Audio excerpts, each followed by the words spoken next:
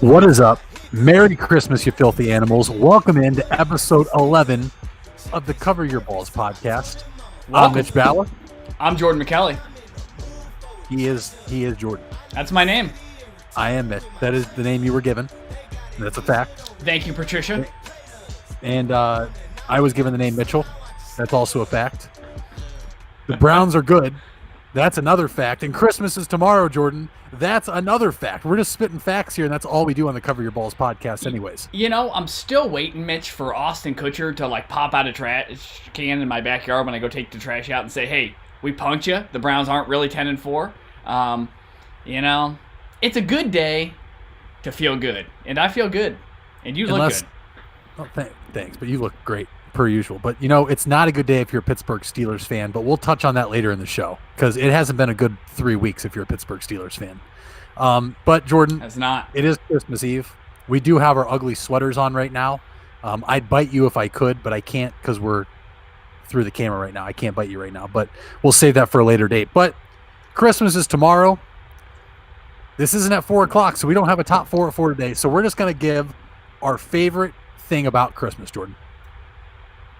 You know, I don't really normally do big things on Christmas. I usually do things with my mom and some of my immediate family at her house on Christmas Eve. So today is the big day. I love opening presents on Christmas Eve at nighttime.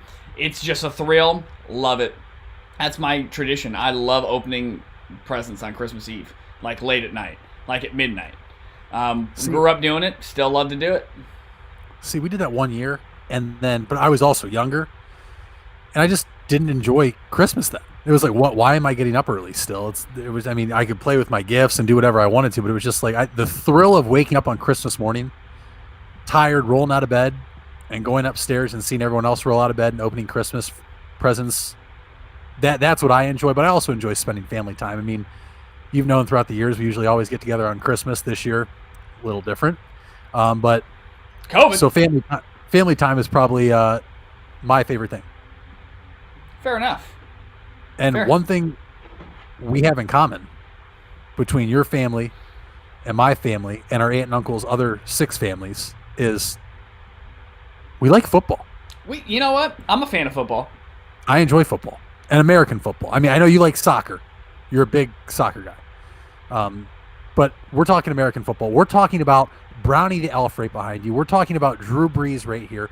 We're talking about the hottest team in football right now, the New York Jets. I mean, number one in everybody's power rankings. I mean, they're the New York Jets. I mean, you'll see my power rankings, and let me tell you, I got a surprise in there for you. But, Jordan, let's go ahead and talk some football.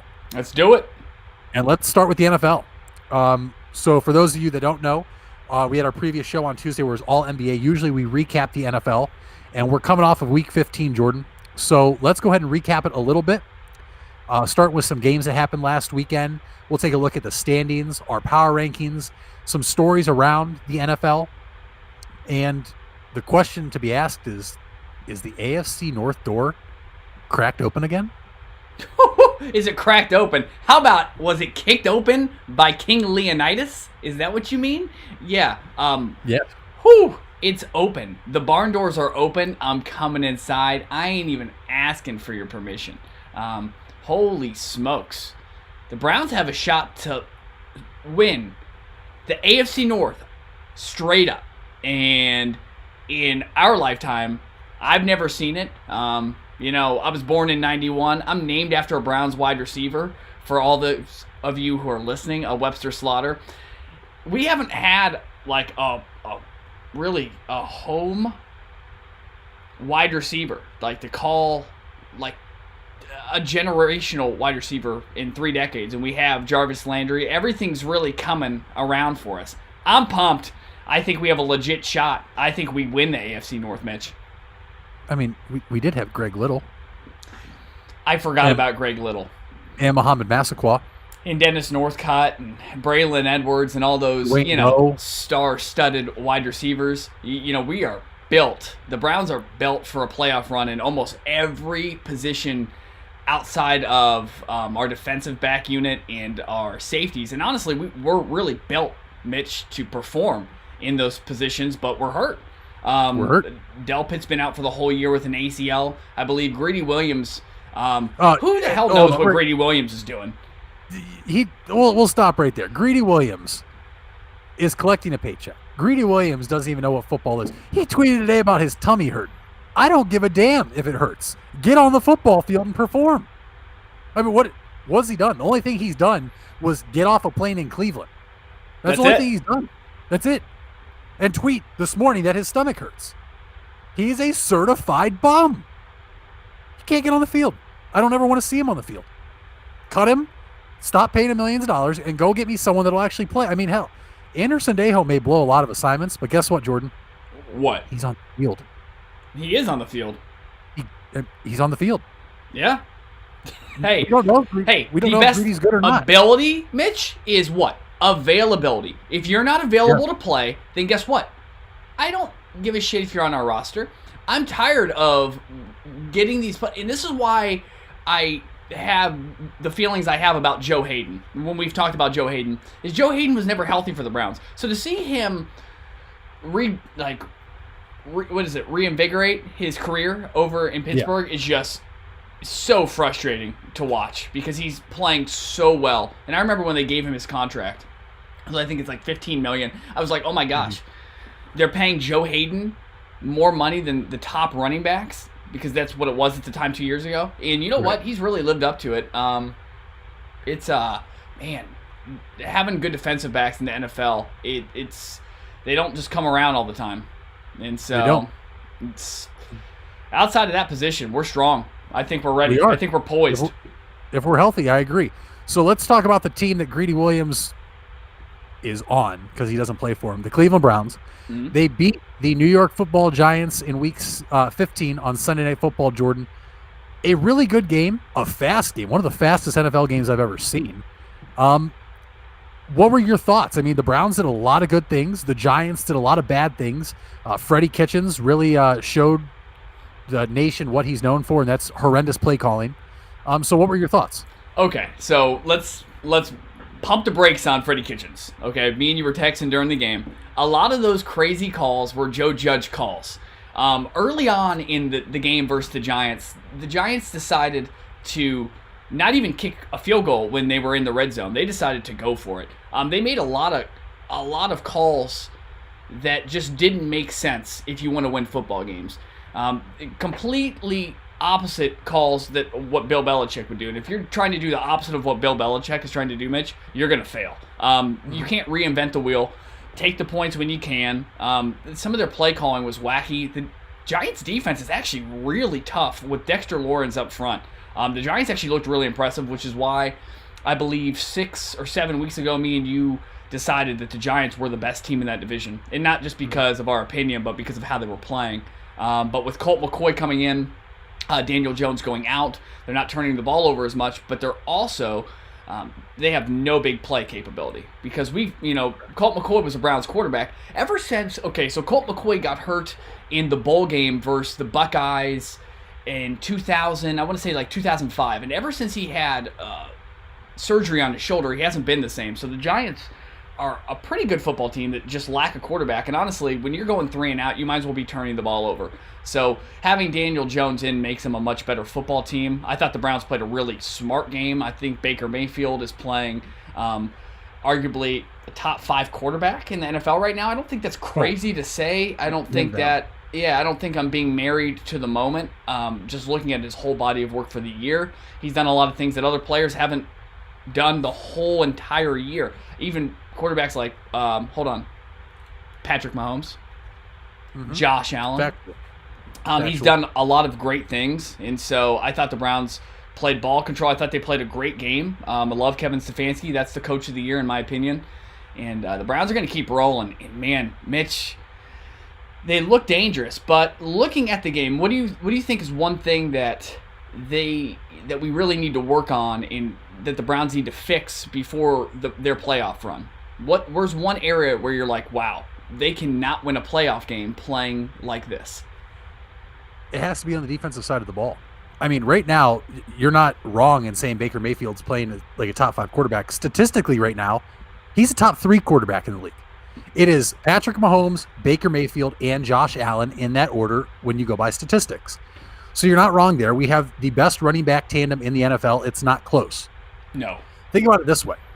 We still won convincingly. We covered the spread, and Nick Chubb had 50 yards.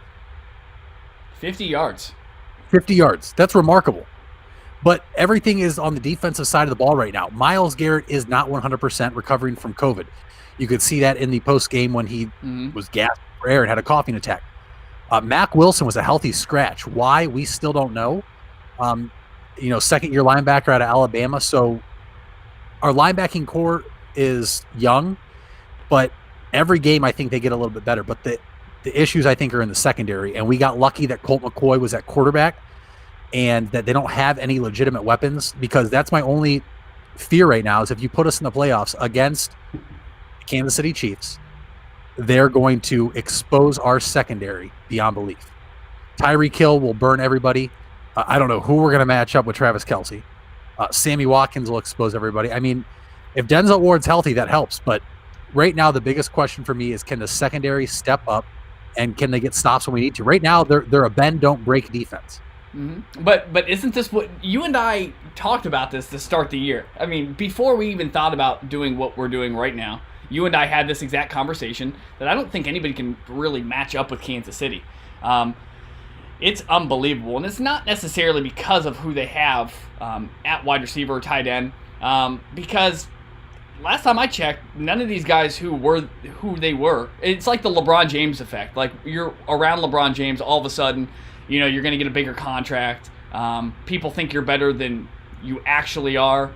I'm not sure how good some of the. I mean, we know Travis Kelce was already a Pro Bowler, right? I mean, he was already a superstar. But how good is Hardman, Tyreek Hill?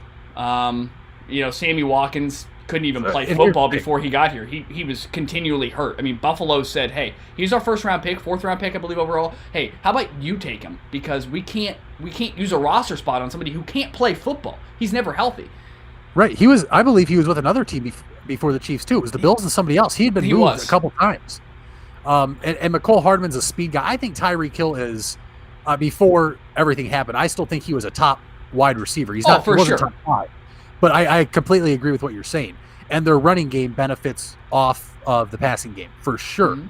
Clyde Edwards-Helaire is a good back. Le'Veon Bell is better than what people think because of how bad it was in New York. But he is not what he was in Pittsburgh. But they're both benefiting off having Patrick Mahomes at quarterback. Mm-hmm. I think there's one team defensively that can stop the Chiefs.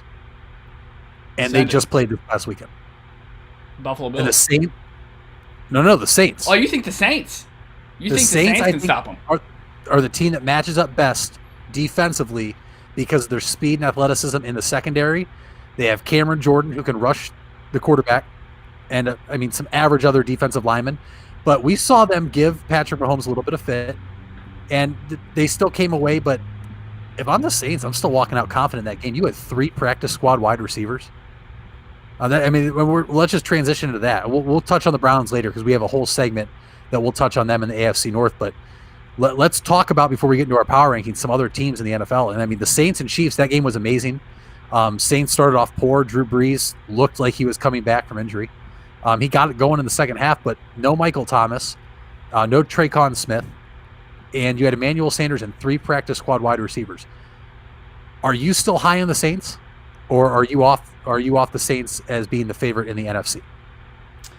I still like the Saints. I just think a lot of I think some of the flaws that I thought they had before their last couple of games, there's a lot of areas where I thought they were weak, and I think they're being exposed in those areas right now. I don't see how you can just plug a veteran quarterback back into your lineup late in the season and expect to have continuity, consistency, and be able to fire on all cylinders.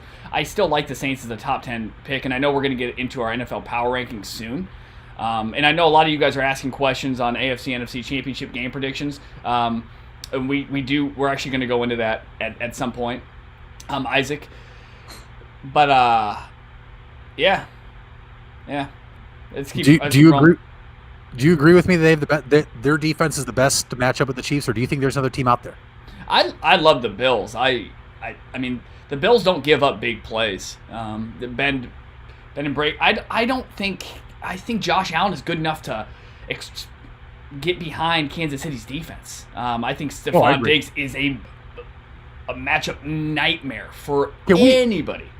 Can we talk about this for a second? Because I feel like Stephon Diggs is not getting the recognition he deserves this year. That's because he's not talking.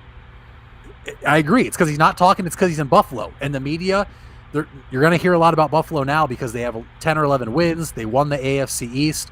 They're in the playoffs. They might and probably will be the 2 seed. Stephon Diggs has, after a rough year in Minnesota last year alongside Adam Thielen, where he voiced his displeasure, all of a sudden Jordan is becoming a nightmare to defend and has become Josh Allen's favorite target. And I just want to make sure that people know that he is damn good, and he's not getting the recognition he deserves right now in the NFL, I think. No, I think you're 100% right. I think he's a top 5 wide receiver. He arguably could be the best. I mean, he's that good.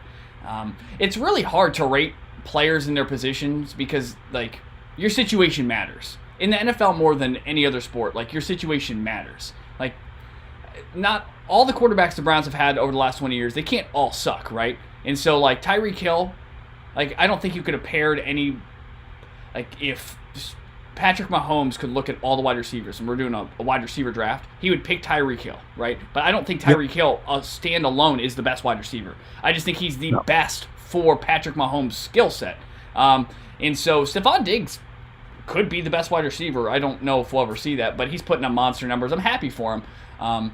And he was in ESPN did a special with Sports Illustrated on him not too long ago. So good for him. And Adam Thielen's still getting his over at the Vikings, so it's nice to see 2 great wide receivers still getting theirs after separating. So Absolutely, I completely agree. And I'm glad you brought up Adam Thielen. We're not going to recap all the games last week, but let's talk about a few of them. And let's talk about one that still had playoff implications. That was the Bears and Vikings. A team you were high on in the Vikings. I was kind of high on the Bears. The Bears win 33-27. Virtually knocks out the Vikings of the playoff race. Do the Bears have a shot still, Jordan, or do you think they get left out? I mean, they have a shot because I don't really trust the Arizona Cardinals that much. I mean, the Arizona Cardinals are 8-6. The Bears are 7-7. So there's a game that separates. I have not looked if they had a head-to-head matchup this year. I don't think they have. They don't, but the Bears would have the tiebreaker, from what I've understood. Okay, and then right behind the Bears are the Vikings at 6-8, and I guess we can bring up the standings while we're talking about this right now. Yeah, absolutely. Let's do that. With the NFC. So atop the North, we have the Packers still, and I mean they have no threat. They're going to walk in, and they're going to end up with the number 1 seed, a team that was really after that Tampa game. Mitch, did you think that the Packers were going to end up being the best team in the NFC? I didn't think so, but I think they're definitely the best team in the NFC right now. I would agree. I think they're playing the best football right now, but I wouldn't say that they're going to get the number 1 seed yet. They have a big game this weekend in the Titans, which we'll preview later in the show in about segment 3. But that's a game they could lose. And then the Saints are only 1 game behind them, but that loss for the Saints against the Eagles 2 weeks ago kills them now.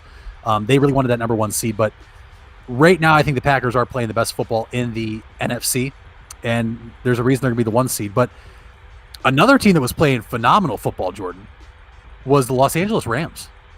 And they stumbled this weekend. They didn't stumble. I mean, it was like they were playing pool basketball and broke their foot. I think I know somebody who was playing pool basketball and broke their foot. His name's Mitch Ballard. Sources confirm that is correct. For the listeners out there, I did break my foot in the pool, but that's not the point here nor there. Back to the NFC West, where the Rams dropped to 10-4 after getting upset by the New York Jets. Yeah, is that right, or is that a typo? No, that's right. Oh, well, are the Jets good? Are they in the play? Oh, that was the first win. Yeah. What the hell did the Los Angeles Rams do? I don't know. I don't know what they did. But they need to stop doing whatever they did. They looked bad. See, this is why I was always so cautious with Jared Goff, is because I just don't trust Jared Goff. I mean, he's the reason they didn't win the Super Bowl 2 years ago. And he'll be the reason why they struggle in the playoffs and get knocked out potentially in the first round. Don't trust Jared Goff. I wouldn't trust him with my kids that I don't have yet. I wouldn't trust him with my dog. I don't trust Jared Goff. and they are still somehow atop the NFC West. How about the? I know. How about the NFC East though? This is a pillow fight between Washington, the Cowboys, the Giants, and the Eagles. Every week we're like, that's the team that's coming out the NFC East, and then every week, hold my beer, and they're like, nope. You think we're the champs?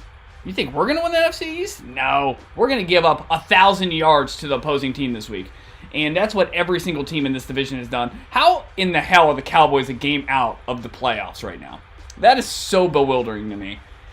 It's just bewildering. And if you look at the Bucs sitting right below the Saints, did you get a chance to watch the Bucs game at all last week? Oh, I didn't get to watch all of it, but I sure got to see some. And I was talking to my friend Mitch, who was a huge Tampa Bay Buccaneers fan, and let me tell you, he wasn't too happy with how that game was going for the most part. And if I was a Buccaneers fan, I wouldn't be happy either, Jordan. Tom Brady and that Buccaneers offense, one was not on the same page in the first half, and their defense. That let's jump back a few weeks. The Tampa Bay Buccaneers defense, it's wild. They're going to be able to get pressure on the quarterback. They're going to be able to the rookie Winfield in the secondary. He's going to stop some people. They can't stop anything. I mean, you're letting the Falcons and Matt Ryan do whatever they wanted to you at will. You're just lucky the Atlanta Falcons don't know how to close out games at all. At all. That's the only reason the Buccaneers hung on to win that, or came back to win that game, right, Jordan? Yes. If you look at their defensive statistics, they're very misleading because their defense, if you look at the numbers, looks like they're a top-tier defense. But talk about a streak. You never really say streaky defenses. It's maybe like a streaky shooter in basketball or a streaky quarterback like Mitch Trubisky, who, can maybe win you 5 games in a row, but also lose you 30 in a row after winning those 5 games. The Bucs defense shows up some weeks. In some other weeks, I don't know who I'm watching. You know how they have at halftime of games, if you're at the game, they have a halftime show. And a lot of times the halftime shows, Mitch, they bring on youth football leagues. And I thought I was still watching the halftime show. Yeah. They're just such a bad team in the sense, I can never predict what they're going to do. I don't even think they know what their game plan is going into games.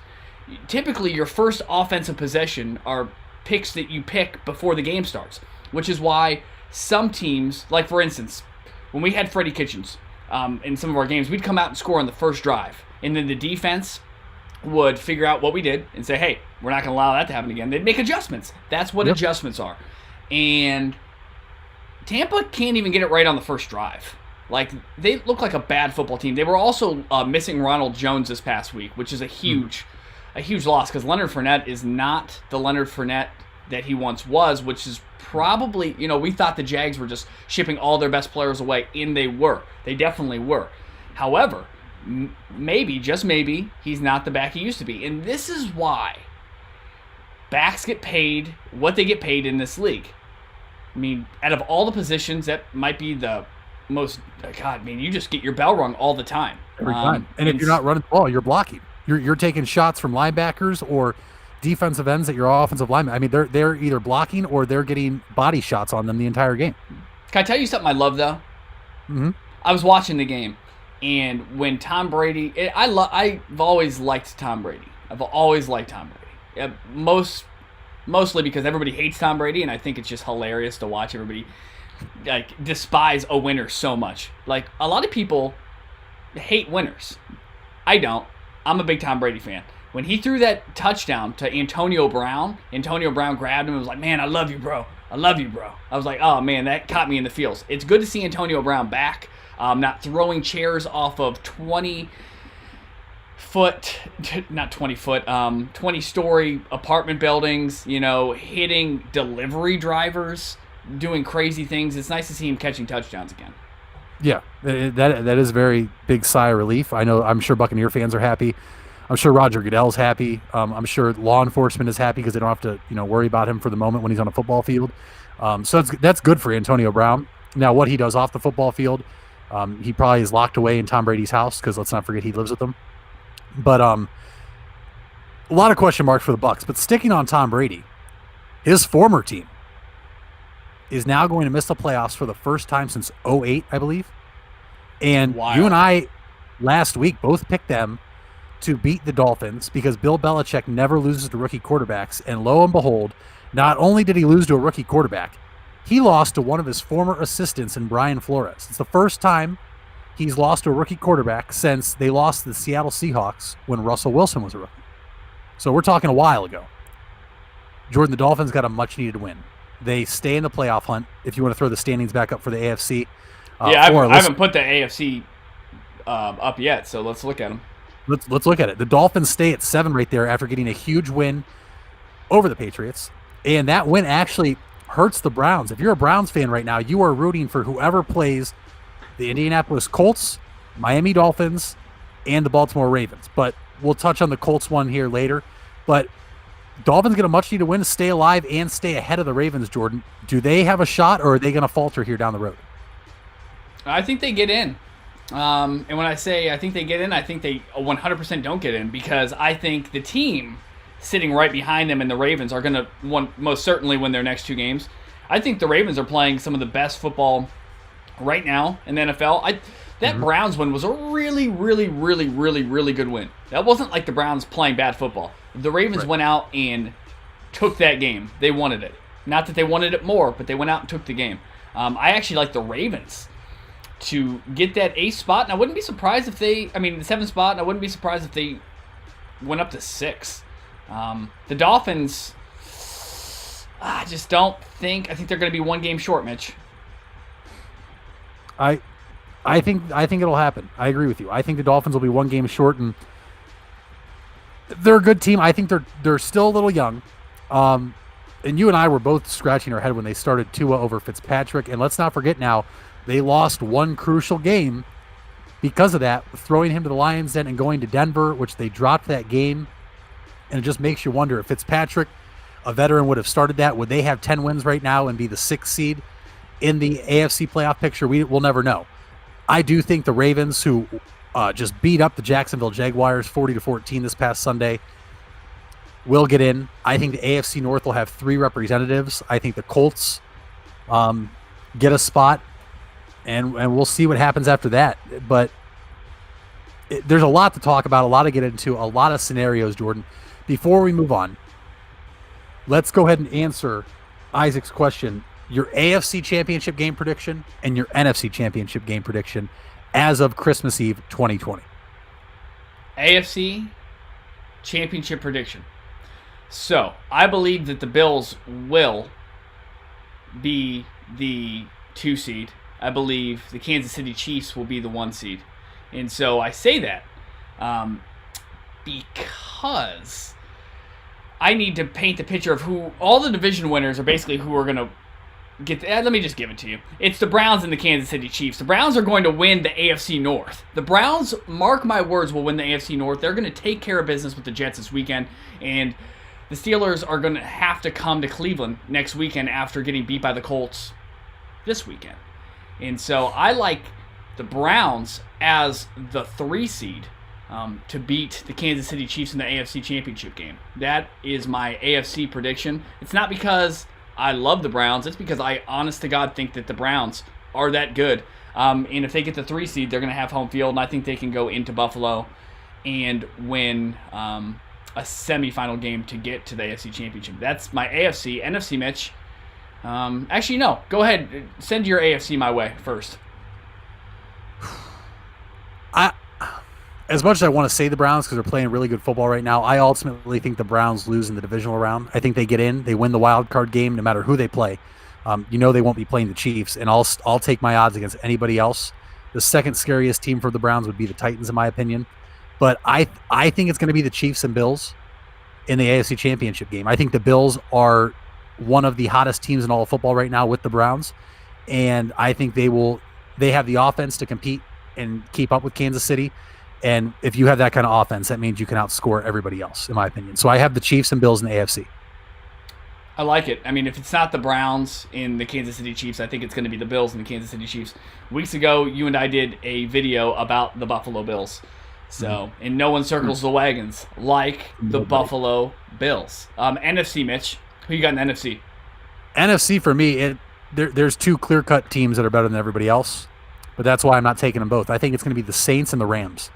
The Rams have a lot to prove after that loss. Their defense is still legit, and that defense will bail out Jared Goff in games. They have weapons on the outside with Robert Woods and Cooper Kupp. The running game, young, inexperienced, but I still think the Rams, having most of that team in the Super Bowl before, will be able to run the table. And so I think the Saints get there, and then I think it's the Rams on the other side. Now, if the Rams and the Saints meet up before then it'll be the winner of that game and the Packers. But for the sake of this, I'll say Saints and Rams. What about you? Man, I don't. I disagree with you a whole lot, but man, I cannot believe that you are so married to the Saints. You're so emotionally tied to the Saints, and I love you, Mitch. And it's really messing with your judgment because the Saints will not get past round one. There's just no way. I don't think anybody stands in the way of the Green Bay Packers. I don't think they do. You know, the last 2 years, all the games the Packers have lost. If you look really closely at all the games they've lost, they've gotten bullied. They haven't just lost. They've gotten their asses kicked. There's been a couple games where they've gotten trounced. They got trounced by Tampa Bay this year, where they were up 10-0, and then all of a sudden, blink of an eye. Basically 2 pick sixes. One of them that Aaron Rodgers threw. The guy, I think, took it down to the 2-yard line. They haven't really gotten bullied. They've played good defense. I don't trust, really. Everybody in the NFC has a major flaw. Like, when I look at all their teams. I don't think that's the case with the AFC teams. I think the AFC is way better than the NFC. I agree. I think the Packers in a watered-down NFC make it. I think whoever comes out the NFC does not win at all. But I have the Packers coming out of the NFC. I would agree with that statement. I think the AFC right now has to be the favorite to win the Super Bowl, no matter who their team is that makes it to the Super Bowl. The NFC is watered down. A lot of those records, to me, are a bit inflated because of how bad some of the teams in the NFC are. And I mean, you can see that with the NFC East. But listen, I'm going to ride or die with the Saints. You know me. I just think that they're going to get healthy at the right time. They've already moved Michael Thomas to IR, who's been non-existent this year. I mean, he's done nothing. He's been so bad and hasn't played so much that they dropped his Madden rating. That tells you right there. So I'm still going to ride with the Saints though. But we'll have to see, and we'll come back and check on that after this weekend, and see if maybe one of our teams just looked terrible like the Rams did last weekend. But let's move into our power rankings, Jordan. So who are your top 10 teams? Switch it up. Well, I'll tell you them right now because we're switching it up. Top 10 power rankings. Sponsored by nobody because nobody sponsors this show. Power rankings. This is Mitch's power rankings. These are my power rankings. We're going to compare them, and I'm going to go ahead and take a couple shots at your power rankings after you deliver them. Go ahead.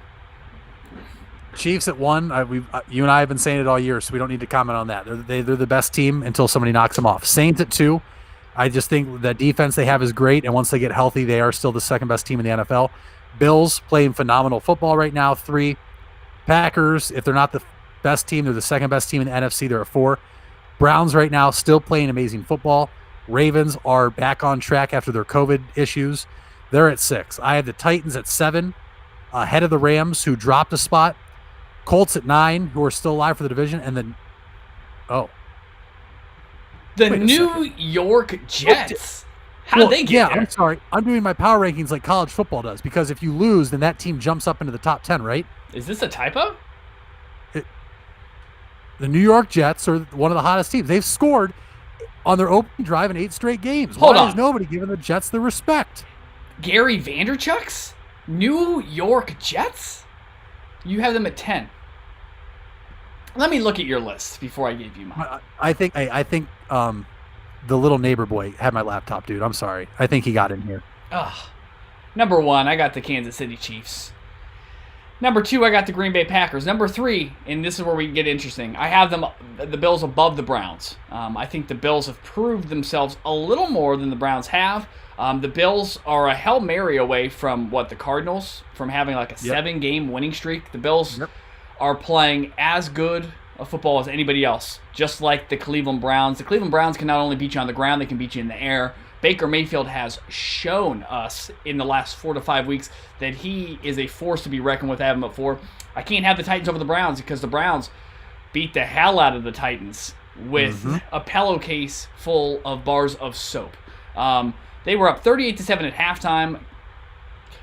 I love Ryan Tannehill. That would never happen again. The Browns will never beat a team like they beat the Titans. That was just an aberration. I mean, that'll never happen again. Titans at 5. I love Ryan Tannehill. He's not just a... I hate when people say, oh, he can only throw with play-action passes.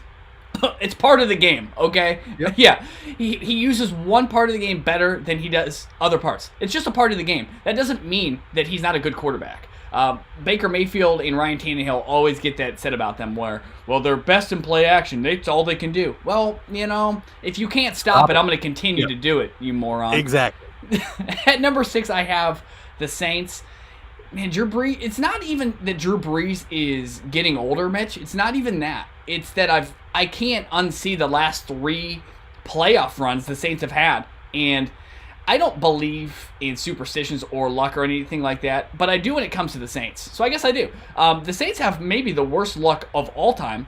I've watched every single one of their playoff games to completion. So I've seen all of these incredible, all-time NFL moments happen. I don't think the Saints get everything fixed. I hate that Drew Brees has been out and away from Michael Thomas, who he hasn't really connected with this year because Michael Thomas has been hurt the whole year. Got the Seahawks at 7 because they have a defense that in recent days is better than it was the first 10 weeks of the season. However, still not great. They have Miles Dunlap from the Cincinnati Bengals that they got in that trade, so they're better. Still not good enough to be below the Saints. At number 8, I have the Colts. Now, the Colts, weeks ago, I had the Colts much, much higher. In fact, I had the Colts over top the Browns after the Browns beat the Colts. But then the Colts got destroyed by the Titans. And it wasn't that they got destroyed by the Titans, it was how they got destroyed by the Titans. And I lost all trust in the Colts. However, the Colts have earned a lot of my trust back because Phillip Rivers is not giving the ball away like he's trick-or-treating. He's keeping the ball. And if he's not going to fumble the ball, he's not going to throw interceptions. The Colts are a really good team because they play good defense. And so that's where I have the Colts. Rounding this out, I have the Ravens at 9. Throughout the whole year, because I did power rankings even before we did Cover Your Balls, me and you did power rankings, I had the Ravens basically sitting at 2 or 3 with the Steelers the whole year. And I still, at that time when I had that, they were better than the Steelers then. They're better than the Steelers now. I have them at 9. At number 10, I have the Rams. Man, the Rams losing to the Jets means that I probably shouldn't have them in my top 10. But when I look at all the other teams that are right below them, I can't put the Arizona Cardinals in over the Rams. I certainly can't put the Buccaneers over the Rams. And I sure as hell can't put the Steelers over the Rams. There's a lot of teams that have really good records. And we have a question coming in from Tony Miliozzi right now that I'll put up on the screen in a second. But we have the Rams at 10, not because the Rams are maybe the 10th best team. I don't know if there's really a good choice for 10. I think through 9, there's 9 really good teams, and I think there's a pretty big drop-off right now. So I completely agree. And although our rankings are different, our top 9 teams are the same. We have the same top 9 teams. And, if little Johnny from next door wouldn't have been a little rascal and stole my computer, I'd probably have the Rams at 10 too. But, the Jets did beat them, so technically aren't the Jets better than the Rams? We'll discuss later off the record. But you and I are in agreement right now. Just spots are different. But the Chiefs are the best team until someone beats them. Mm-hmm. I want to go on record and say this, though. Go on record and say it then. Just do it right now. If the Chiefs lose, it's going to be on Patrick Mahomes. Patrick Mahomes this season, and I don't know, Jordan, we've talked about it, they look disinterested because they know they can flip a switch, but he is starting to get very careless with the ball. Yes. They are up 20 points, and they're still throwing the ball downfield. They're trying to run up the score, and eventually that's going to bite them in the ass. And Patrick Mahomes' ability to make these amazing plays, it's fantastic, but he's trying to do it so often that I can see it coming back to bite the Chiefs, and they don't make it out of the AFC. I mean, I don't know how you feel about that, but I want to go on record and say that there is a chance that he is going to be the reason the Chiefs don't get to the Super Bowl and don't repeat this year. I think you're right. I agree with you. I mean, phenomenal quarterback in the MVP conversation. Will he win it? We've discussed that before, but I just wanted to make sure I put that out there, and we'll see what people have to say about that. But it's possible. We've recapped last week the NFL.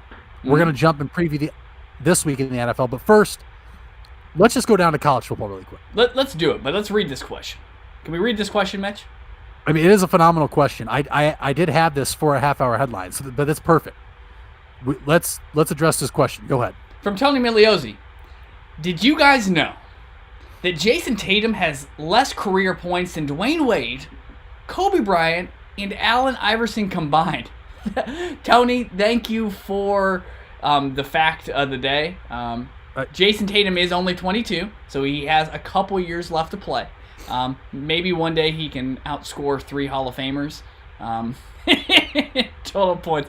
All right, let's switch it up, Mitch. Well, hey, all I'm going to say is I told you last episode I'm not high in the Celtics, and right there's why. Thank you, Tony, for proving my point. I mean, if Jason Tatum was that great, he would be outscoring those guys today. That's why the Celtics aren't making any noise in the East.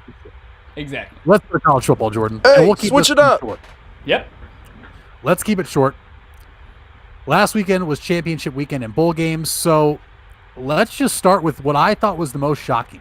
Mm-hmm. Alabama squeaks by Florida. Hell of a game. Hell of an SEC championship. But, Jordan, I have a little theory here.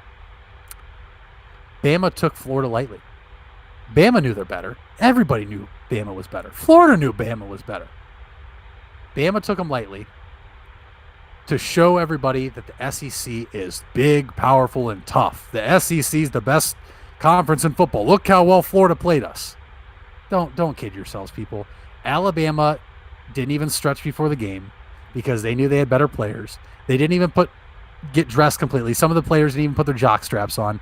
Let's be honest here. Bama sleptwalked through that game and wanted to make it close, so Florida looked like they were this really good team, the same Florida team that lost to LSU at home and threw shoes. That's all I'm going to say. Okay. I disagree completely with you. If you look back at Alabama's schedule, games where they've struggled, they've played top-notch quarterbacks. When they played Lane Kiffin at Ole Miss, they gave up 1,000,000 points. They almost gave up... What? He knew their plays. Don't forget. Yeah, he might have knew their plays. Anywho, Kyle Trask is not a Heisman candidate, and I've said this the whole year, and he's not. But they struggle through the air, and I really think in this college football playoff, whether Bama plays Ohio State or Clemson, they're going to struggle a little bit because they do not defend against the long ball well at all. I don't think Ohio State could beat Bama. However, I do think Trevor Lawrence and the Clemson Tigers can 100% beat Alabama just because of how efficient they are in the passing game, and they have a great running back. So you can take away, the running game. We'll pass the ball, or you can take away that. We'll run the ball. I mean, either way, we have some really good matchups coming up. Do you think the College Football Committee got everything right this past weekend? I do. I do. I mean, I just think they opened a can of worms for next season and seasons to come, and we can touch on that here once we recap some more bowl games. But I do think they got it right. Whether you agree with Notre Dame getting in after the loss, and let's talk about that game, the ACC championship that was over after Notre Dame kicked a field goal to make it 3-0, and then was picked off their next possession. Clemson runs away, absolutely steamrolls the Fighting Irish. Jordan, the game was never close. 34-10, but it was 24-3 at halftime. Notre Dame got that garbage touchdown in the closing minutes. Were you shocked by that result at all? Not at all. I mean, I watch sports shows. About the only thing I watch or listen to are maybe 2 or 3 sports shows. And the only reason I watch them is because every time I watch those shows in particular, and it's really just one person I watch, I get value. In particular, I get betting advice. Betting has increasingly been a big thing in this country. I'm betting on anything. I mean, you could bet on you could have bet on this past game if Florida's defensive back threw a shoe or not. Like, there's 140 prop bets for some of these games, right? Like, there's a ton of them. I thought this was the bet of the year. I would have taken Clemson straight up money line. I thought they were going to just bully Notre Dame, and that's exactly what they did. There really was not a good pick for number 4. Like I've been saying for weeks, if Iowa State would have won, they would have 100% been the fourth team in, and it would not have been Notre Dame. I'm not mad that Notre Dame got in. They had a great season. I don't think there was a great pick for number 4. Isaac asked, and I put the question on the screen, something I've been thinking about for years. Should playoff be extended, like 6 teams? I have a thought on this. Can I roll with this? Absolutely, you can. Okay. So I think eventually the playoff will be expanded to 16 teams. However, before we get to that, it's going to be expanded to 8. I don't think 6 is enough just because of how many Power 5 conferences we have. So let's say we have 6 teams. Even if we have 6 teams, Isaac, this year, Coastal Carolina still doesn't get in. Cincinnati still doesn't get in. So the only reason that you would want to expand the playoff is because what you're doing is you're watering down college football by having only 4 teams make it, because all the best players around the country are going to go to the schools and gravitate towards the schools that are going to be in the college football playoff. So if you look at all the recruiting rankings, you have Ohio State at the top, Alabama at the top, Clemson at the top, Oklahoma at the top, which Georgia, by the way, at the top. Alabama, Clemson, Ohio State are the 3 teams that have made the college football playoff the most 6 years. Since it's been, yeah, exactly. So right there is a reason why. Yeah, no team outside, and I'm not saying that by expanding the playoff to 8 or 16 teams that a team that's not getting in right now would win it. What I'm saying is you have to offer up that chance. If you really are that good and you're the number 1 team in the country, you should be able to beat the number 16 in the country soundly. Shouldn't even be a question. So what are you scared of? And so, but why are you scared to extend the playoff? All the playoff does is give people more opportunity to display their skills. You're not giving people opportunity that don't deserve it. You're making boundaries, concrete boundaries, and then you're allowing those teams to play. Like, games have to matter. Like, Cincinnati can't go 10-0 and then not have a chance. Like, that can't happen.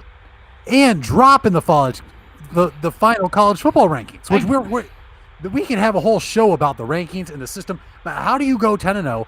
How do you beat a ranked Tulsa team in your conference championship game to cap off an undefeated season? And you drop. What am I missing here? Do you know? Does anybody? It's just straight disrespect, Mitch. It's just straight disrespect. You know what's the most disrespectful about it is, okay, the only thing that matters clearly is the college football playoff, right? Clearly, that's all. Nobody cares about all the bowl games. Let's just call it what it is. Nobody cares. I don't care about the Papa John's Bowl. I don't care. I don't want your pizza. I don't want to watch your game. I don't care. I don't care. I just don't. Because we've put an emphasis on the college football. That's what I'm supposed to care about, right? So we need to expand this. We need to give other teams outside of Power 5 conferences opportunities to play themselves into being a great team. We're never going to know if one of these teams is as good or better than, a Georgia, Ohio State, and Alabama, a Clemson on a year-to-year if we don't give them that opportunity. They've earned the right to do it, and I think we've seen it in years past. Remember when Boise State played, I think it was Oklahoma, and they were a top 10 team, and they played an unbelievable game. They had that trick play. One of their players proposed to somebody in the game, I believe.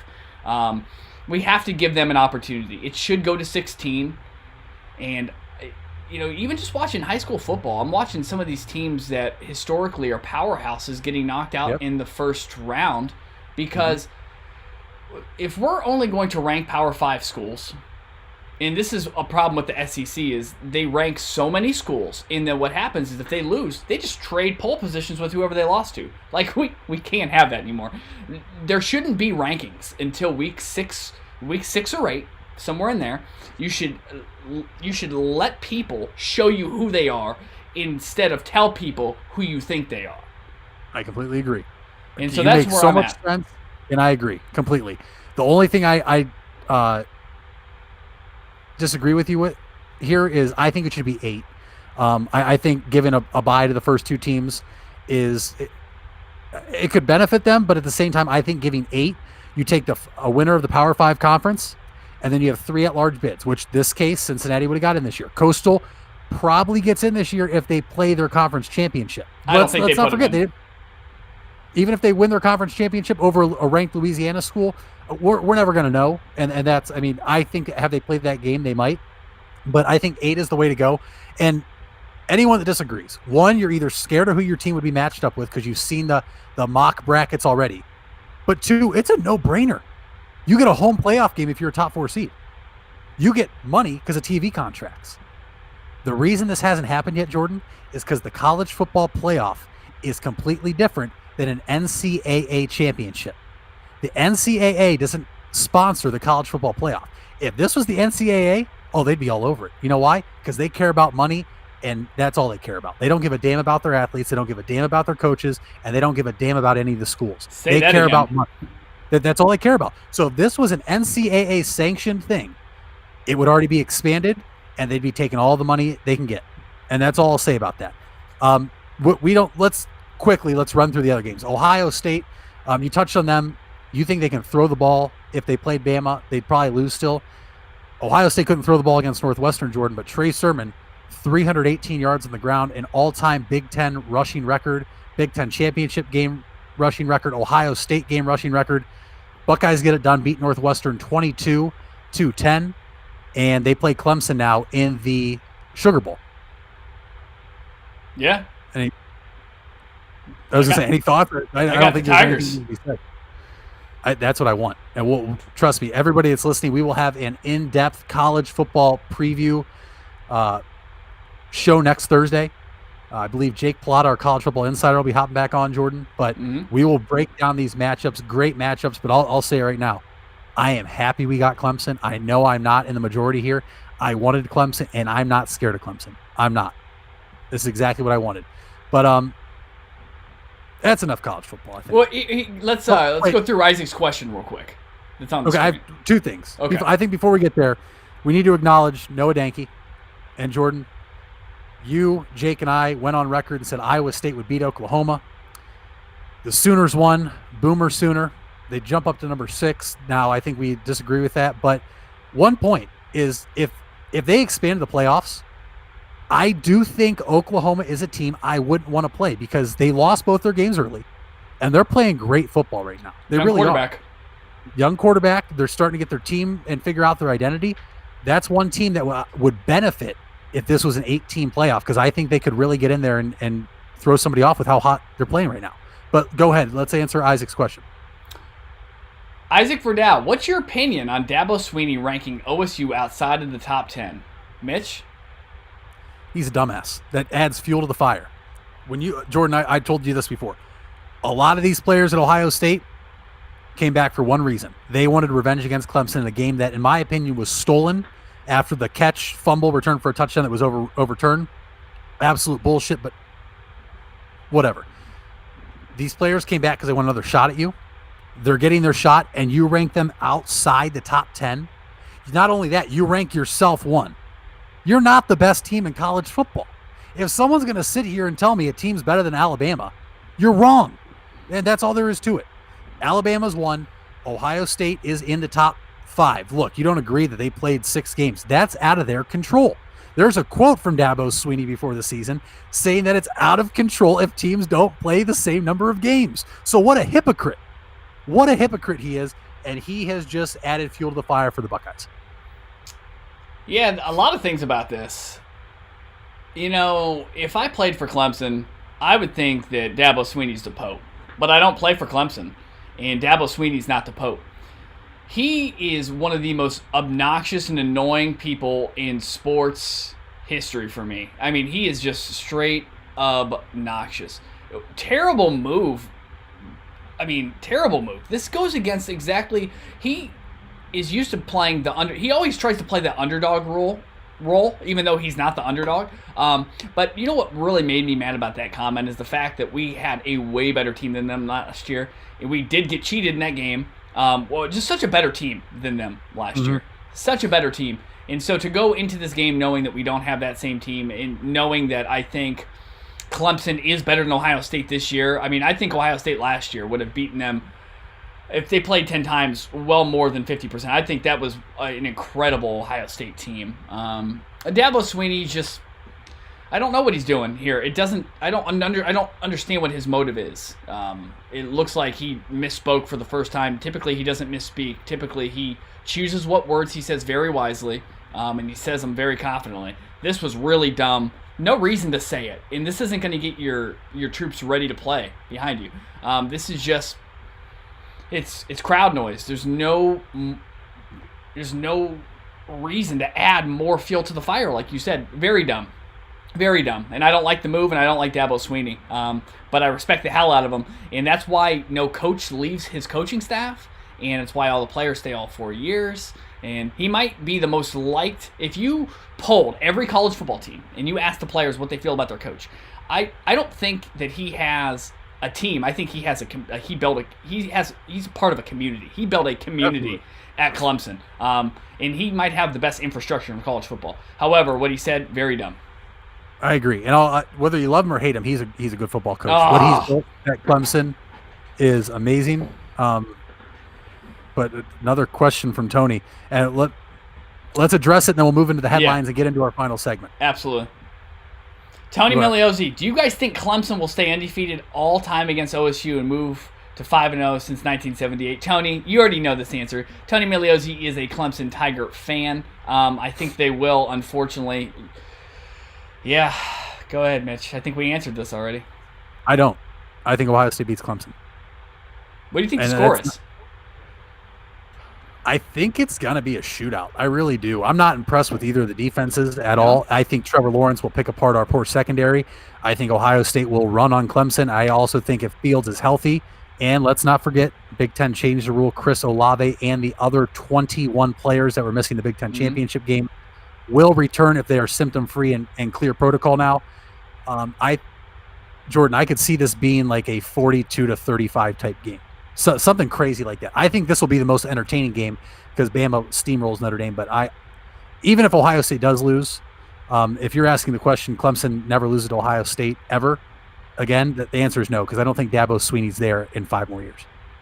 I think he is. I think he's going to be the Coach K of college football. I think he's never going to leave. I don't think the NFL is more well, I don't know. There's been a lot of coaches that have come out and said there's a lot of politics in college football and that they would probably go to the NFL versus playing college football. I think Dabo Swinney relishes it, though. I think he loves it. I don't think he stays. Let's go to the afternoon headlines, Mitch. Roll it. And we'll make them quick today, Jordan, and we'll keep them a little bit sports related.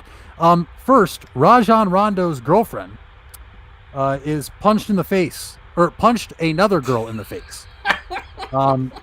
I like the way you said it the first time. So it was caught on camera. She is now being sued for lots of money. Just want to get that news out there for our fans. You touched on the Pope. Pope Francis' Instagram account accidentally liked another model's racy pic. Tough look for Pope Francis. You hate to see that. What? That story coming from the New York Post. He has a Twitter? Instagram. He has an and he's liking models. Instagram? Yeah, that's just a tough look for the Pope. I have not seen if he's commented on the issue yet or not, but either way, just got to be careful what you're doing out there on social media. I mean, you guys know, everybody knows you got to be careful. Jordan, Dan Snyder, owner of the Washington football team, formerly known as Redskins, accuses his co-owner of extortion to force sale of Washington because of all these sexual assault allegations. You shocked that he's trying to throw other people under the bus? No, that's what powerful people with money. I mean, have you not seen the political landscape in this country? If you want to go higher than someone, put a chair on their throat and step up on the chair. That's how this goes. Everybody who gets to the top, most people who get to the top, it's tearing down other people. So, no, not surprised at all. That's sports. Right. That's life. Let's stay in Washington, where quarterback Dwayne Haskins was out in a strip club and caught on camera not wearing a mask. He has since been disciplined by Washington. League has not announced discipline, fined $40,000 by the football team, and revoked his captain. He was named a captain, so he's no longer a captain for Washington. And now it's to be seen if he will, 1, be the starter this week, or 2, if he's even available because of protocols now. What's your thought here for Dwayne Haskins? You know, if you're the captain, if you're in a playoff race and you're the number one team in that race, and you're the starting quarterback right now, there's a list of places that I wouldn't go.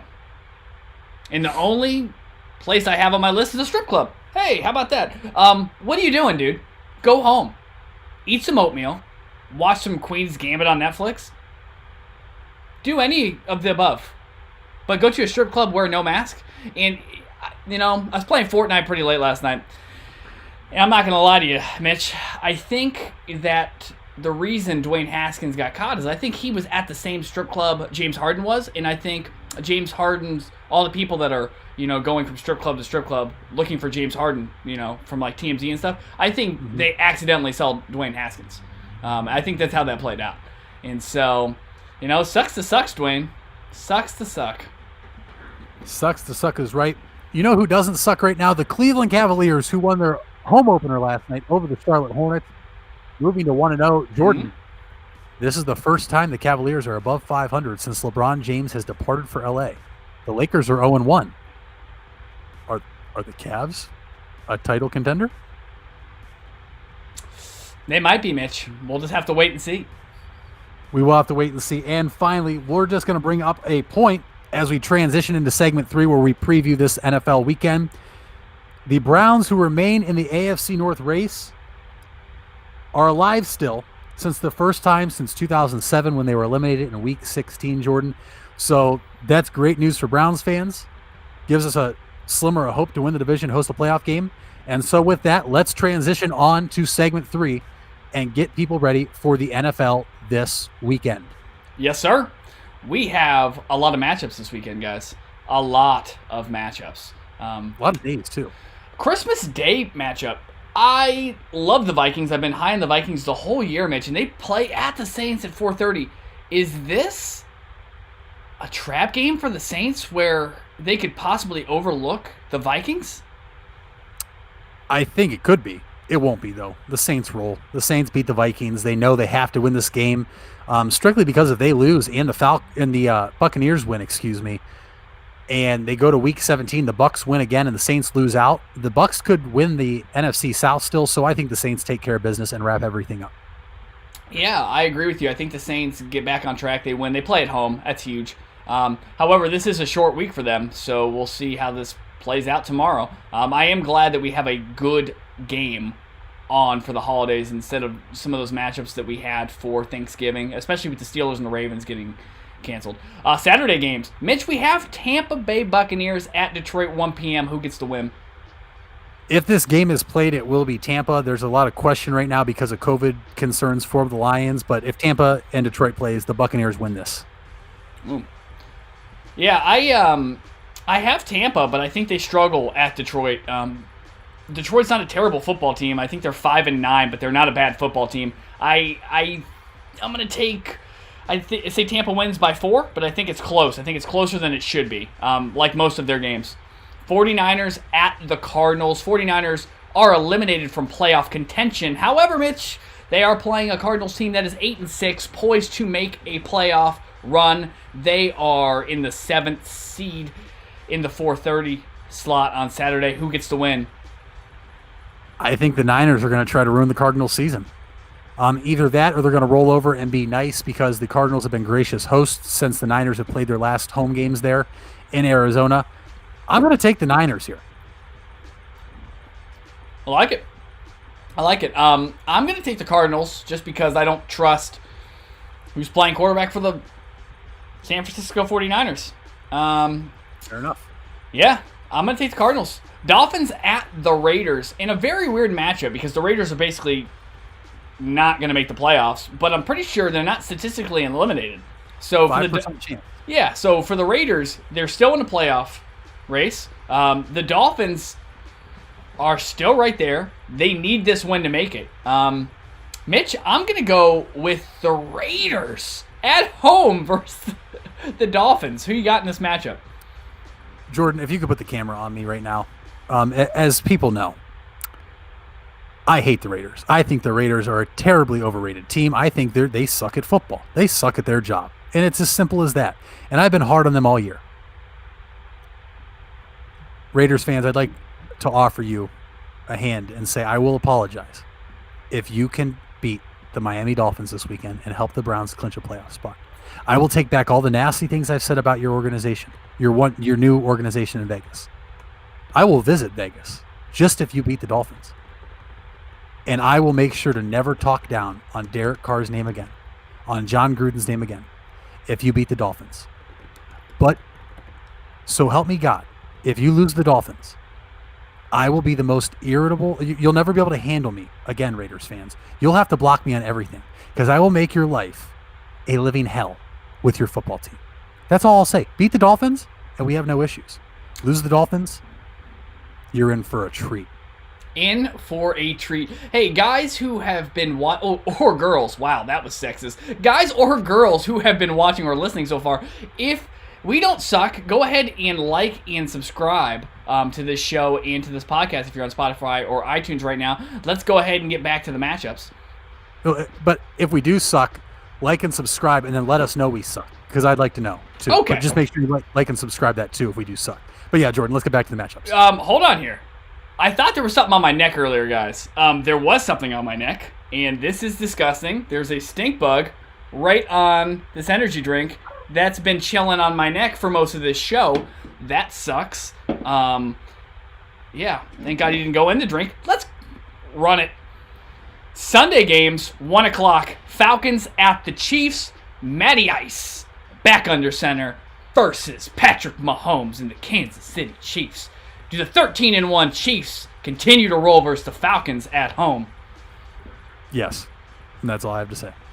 Yeah, Chiefs get this win. Browns at the Jets, 1 p.m. slot. Who you taking?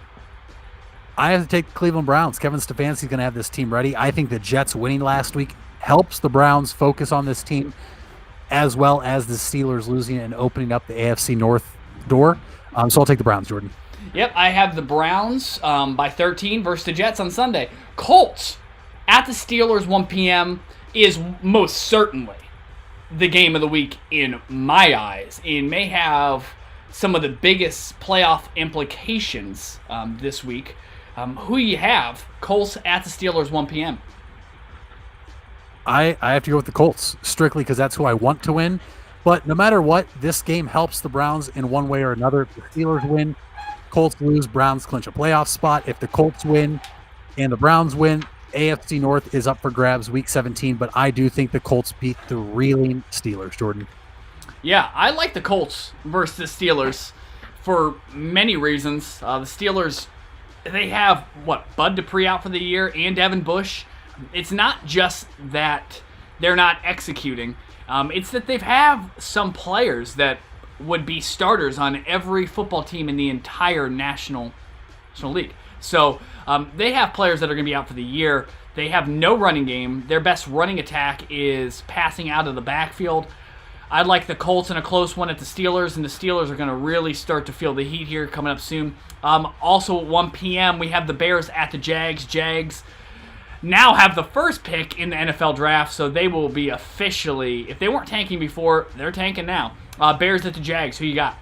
That's a no-brainer. Bears.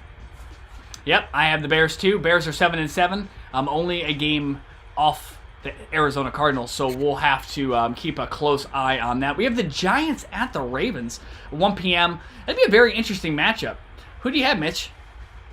This is a big matchup for playoff seeding as well. The Giants somehow beat the Ravens. Browns do clinch a spot then as well. Daniel Jones looks to be back this week for the Giants, who are still playing for a division title. Give me the G-Man. Yeah, I think this is a really tough game for the Ravens right now. I really do like the Giants. I like their defense. If Joe Judge can just take the points when he's in the red zone this week, I think they have a shot. But I think the Ravens are playing too good right now. I have the Ravens. Bengals at the Texans. I mean, these next three games we're going to discuss, it should be the next four, but the next three are just toilet bowls. Like, I don't know. There's nothing to talk about. I guess the winner here is if you don't have to watch this game. The winner of this game is probably, I don't know, Texans. I mean, both teams suck. Yeah, they both suck.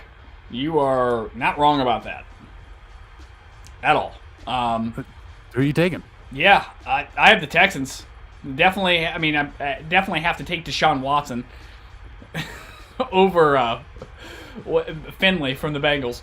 Broncos at the Chargers on Sunday, 4:05 game. You got the Broncos or the Chargers? Well, this game sucks too. Let me tell you that right now. But I'll take the Chargers. Justin Herbert's the better player on the field for both teams. So yeah, I'm going Chargers. Yeah, I have the Chargers. Chargers on a 2-game winning streak, playing very good football. Honest to God, they've played pretty good football the whole year. They just can't seem to get over that hump and finish games, which is really, if I had to pick a title for Anthony Lynn's entire run, and I almost said San Diego, but in Los Angeles, I would say 2 words: can't finish. He gets all these leads, but Anthony Lynn just can't finish these games. And I understand that he's not playing on the field, but he is coaching, so he does have a lot of that responsibility. So I think they get the win though, and we'll talk about later if he keeps his job or not. Panthers at the Washington football team. You guys think I was joking when I told you these games suck. I mean, emphasis on these games. And this is another one. I'd be more interested to see what Washington's going to name their football team than watch this game. I'll take the football team because they got something to play for. Yeah, I'm going to take the Washington football team too. I think Haskins has a competent game. I think Ron Rivera is going to make sure that they take the ball out of his hands and they don't give him plays where he can make gigantic mistakes. And so for that reason, I'm going to take the Washington football team. So let's finish this up. We have the Eagles at the Cowboys and another pillow fight. Yeah, I mean, this one sucks too. I'm going to go with the Eagles and Jalen Hurts, who played well last week. I think the Eagles beat the Cowboys. Yeah, I have the Cowboys. Cowboys also, I believe, on a 2-game winning streak. I have the Cowboys just because it's in Dallas, and with 2 games left, I think they're going to finish the year out and have a chance at the NFC East. I think I'd like the Cowboys. Huge game, and this could be basically for the division. Rams at the Seahawks. Rams leading the NFC West right now over the Seahawks. Who do you have? Do you have the Rams winning this game after losing to the Jets last week, or do you have Russell Wilson running away in this game? Russell Wilson needs to cook, and the Seahawks are going to let Russell Wilson cook. It won't be enough, though, because the Rams are going to win and wrap up the division. Yep. Anytime I have an opportunity to pick Russell Wilson over Jared Goff, you take it because it's an easy thing to take. Jared Goff is a liability. Let's just say it. He's a liability. Yeah, and because he's a liability, I have to take the Seahawks. I don't think either team has the coaching edge. I love Sean McVay. I love Pete Carroll. I think it's going to come down to quarterback play, and I think one has an all-time great. That's how high I am on Russell Wilson and how he's been over the last decade, and that's how low I am on Jared Goff. Maybe the best game of the week, rivaling the Colts and the Steelers, is the Titans and the Packers. Derrick Henry and Ryan Tannehill go into Lambeau Field with no fans versus Aaron Rodgers. Who gets the win on Sunday Night Football with Chris Collinsworth and Al Michaels, unless it's Mike Tirico again? I'm taking Tennessee. They have more to play and more to play for and more to lose if they lose this game. They lose and the Colts win. Colts take the division lead. The Titans are going to come out fired up, and they're going to win this game. And keep in mind, if the Packers lose, they still would be in the number 1 seed. So that's why I just think the Titans have more to play for right now. I think you're 100% right. They do. Actually, I think you're right in terms of the urgency the Titans are going to have. I think the Packers have as much, if not more, to play for.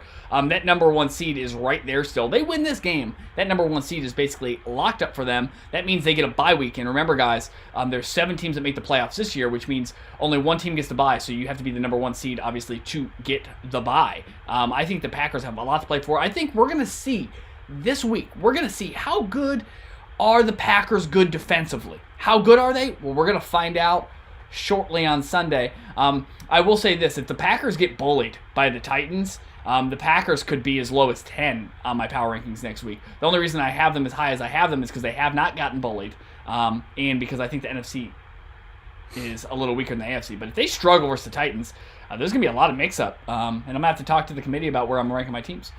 Mm-hmm. Monday Night Football, Mitch. Bills at Patriots. Man, this could have been a huge game, but the Patriots out of playoff contention for the first time since 2008. Bills at the Patriots. Josh Allen is cooking. Who you got? This is the Bills. Bills win. They're, like we said, they're in play for the number 2 seed in the AFC. I like the Bills. Like the Bills, too. I mean, when your quarterback is only throwing for somewhere between 50 to 150 yards on any game, and I'm giving you that wide of a range, you're in trouble. Mm-hmm. And the New England Patriots are in trouble, and Cam Newton is in trouble of being in this league anymore. He's definitely not a starting quarterback. Is he a backup? Will he accept that role? We'll find out. But Bills for sure. And that was us picking the games for this weekend. But Jordan, let's talk about the bigger picture right now. Let's talk about playoff scenarios and the fact that the Steelers lost the Bengals on Monday Night Football has now officially kept the door open for the Cleveland Browns to potentially win the AFC North. What needs to happen for that? The Browns must beat the Jets this week. The Steelers must lose to the Colts, making it a winner-take-all game, Week 17 in Cleveland. Opportunity, and if that happens, it'll probably be flexed to Sunday Night Football. If not, it will be a 4 o'clock kickoff. A lot of things to go into here. I'll put it this way to you first. There's a chance that the Browns could win this weekend and go into Week 17 and lose, finish with an 11-5 record, and still miss the playoffs, or win the division and host a playoff game. Would you rather have that opportunity, or would you rather win this weekend and have the Steelers beat the Colts and clinch our playoff spot and eliminate the AFC North completely? Yeah, I want it all. I'm a all-or-nothing guy. That's gotten me in trouble a lot in my life. But, I want to beat the Steelers. Mm-hmm. There's certain teams back in high school where your football team could go 1-9. I mean, basically 1-8. And your last game of the year is against your rival. And if you beat your rival, no one cares about the 8 games you lose. They only care about the 2 games you won, in particular the one against your rival. The rivalry between us and Pittsburgh needs to be renewed. And that's why, for the passing of the torch, I think we need to beat them head-to-head for winner take all. And if we miss the playoffs going 11-5, would I be upset? Yeah. Yeah. But the pros outweigh the cons. I want it all. I go for it. I'm torn here because I want to get into the dance because I think we will beat almost anybody we play in the playoffs. I also want to host that home playoff game. I also want to beat the Steelers, and there's a very good chance that if you beat the Steelers, they're coming back next weekend to play you in the AFC wildcard round. It's actually most certainly what's going to happen. If it's not them, it could be the Baltimore Ravens. They come back and play you. So you're looking at trying to win the North and then playing a divisional opponent, both of which you're 0-2 against the Ravens. You'd be 1-1 against the Steelers. So there's a lot to dive into there. And this could all be solved, though. If the Raiders beat the Dolphins or if the Giants beat the Ravens, the Browns automatically clinch a playoff spot, assuming they beat the Jets. Mm-hmm. So there's a chance that before Sunday even starts, the Raiders beat the Dolphins. The Browns will clinch a playoff spot with a win. And then you're in, and you got to be a huge Colts fan and winner take all. But Jordan, how poetic would it be to show that things are changing in the AFC North for us to beat the Steelers and take it away and show that they were the worst 11-0 team of all time and pretty much end Big Ben's career because he's looking like his career's over. A lot of scenarios there, but I want the North too. I really do. I don't think that we would miss the playoffs still because the other teams having to go 3-0 or the other 3 teams having to go 2-0, is very unlikely given who they have to play as well. I want the North, but do you think it happens? Do you think the Browns beat the Jets and the Colts beat the Steelers and we go into Week 17 winner take all? if I had to put money on one happening versus the other happening, I think there's a greater chance that the Browns beat the Jets, the Colts beat the Steelers, and that the Browns are going to play the Steelers for the AFC title game. I think that there is a strong possibility. And I think if you look at what Vegas says, I don't think our projections are that far off. And like you said, all those other teams would have to go 2-0 to end of the year, and they're all playing against top tier teams. Well, the Dolphins still end so the Dolphins have the Raiders this weekend, and then they play the Bills the following week. Yeah. So those are two tough games, and don't forget the Bills would be right now. The Bills are playing for the 2 seed since the Steelers dropped another game. Mm-hmm. The Steelers losing not only helped the Browns, it helped the Buffalo Bills. Yeah. Well, and you know who else helped it? It's really good for Browns fans that they were able to get that win over Tennessee and the Colts, because it gives them a lot of flexibility in terms of tiebreakers. The first tiebreaker is head-to-head matchup, and so if we're tied with either the Colts or the Titans at the end of the year, we're going to be ahead of them, ahead of the second team, that is, not ahead of the first team, because they'll be the division winner in the AFC South. But those head-to-head matchups are huge. I mean, the Titans playing the Packers this week, Colts playing the Steelers. Those are just massive games. And I'm glad we're getting those types of games late in the year, because that's why we watch the first 14, 15 weeks of the year. This is the moment.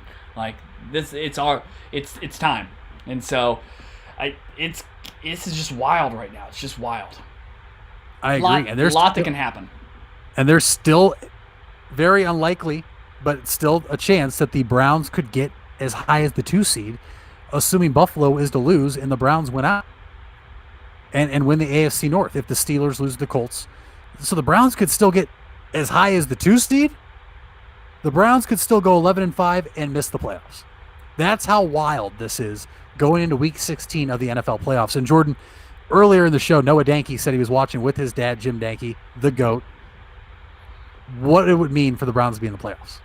Something that it happened in 2002. I would have been 5 years old. I don't remember it.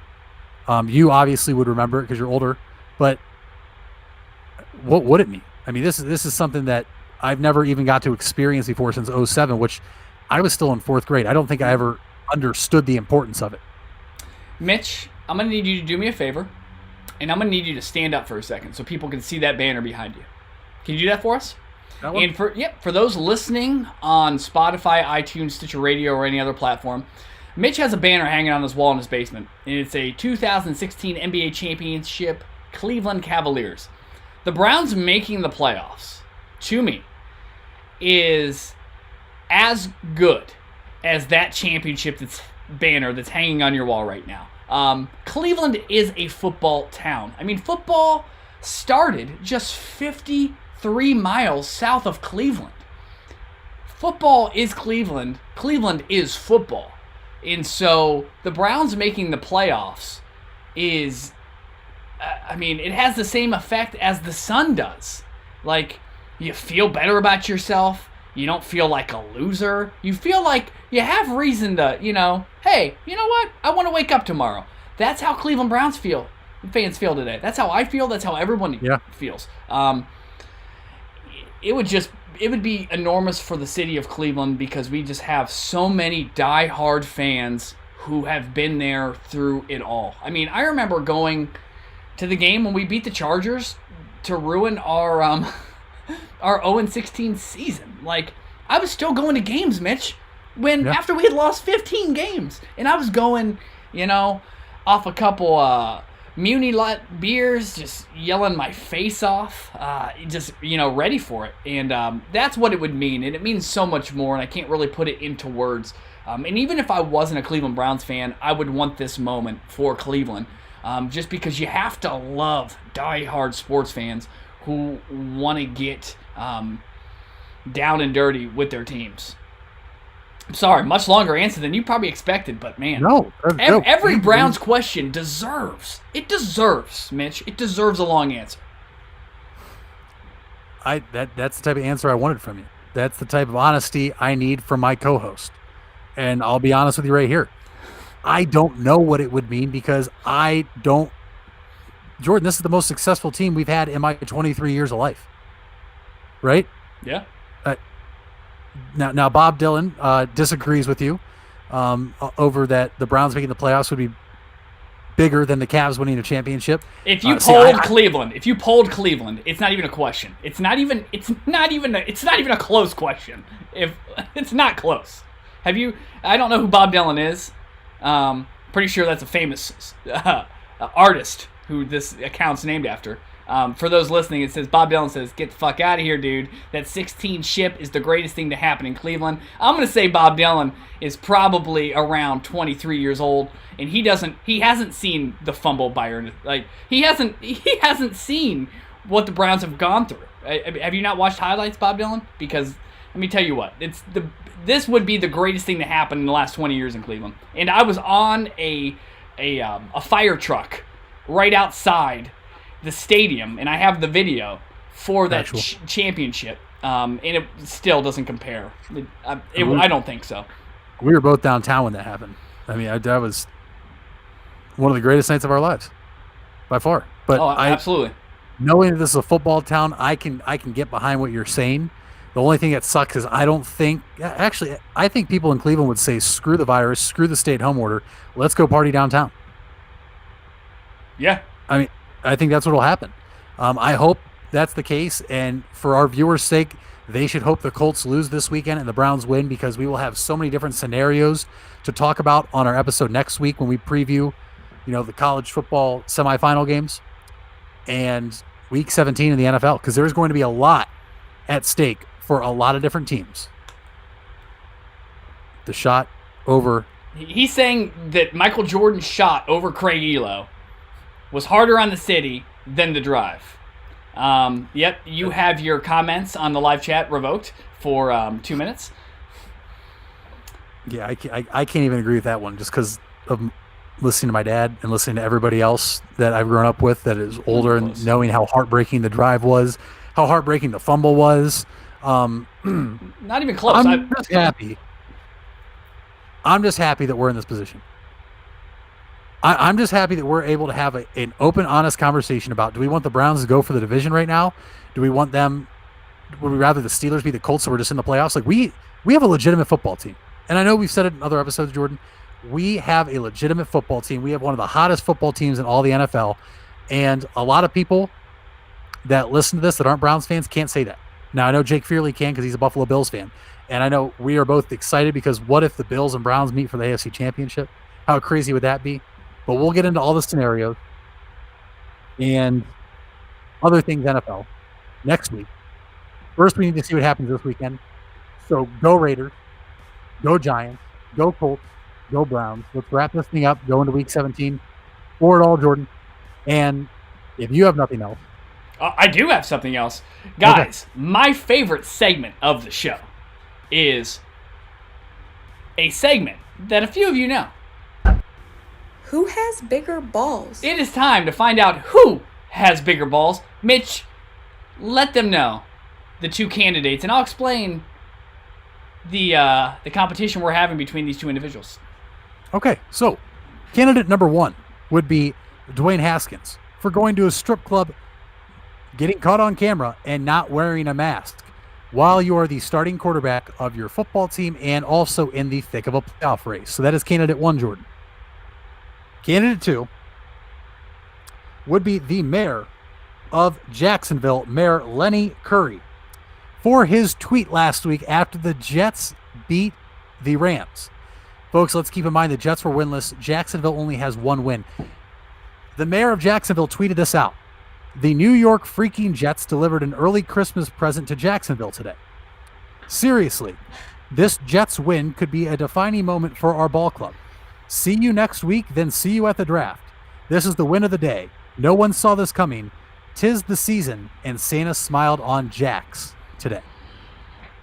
Jordan, who has bigger balls? Is it Dwayne Haskins or is it Lenny Curry of Jacksonville, Florida? Mitch, it's not close. Okay? All Dwayne Haskins wanted was some boobs. That's all he wanted, okay? That's all right. What guy hasn't said, hey, hey, those don't look too bad. Right. We've all said it, However, The mayor, and this is why Jacksonville will never, ever, ever win anything. Because that is such a loser's mentality. Such a loser's mentality. That the greatest victory for Jacksonville can be somebody else losing. You are a chump. He has bigger balls for coming out and saying that. Way bigger balls than Dwayne Haskins. What Dwayne Haskins did was extremely dumb. But at the end of the day, he just wanted to see some boobs. And I'm not going to hate on the guy for wanting to see boobs. I mean, who am I? Who doesn't want to see that? Dude, come on.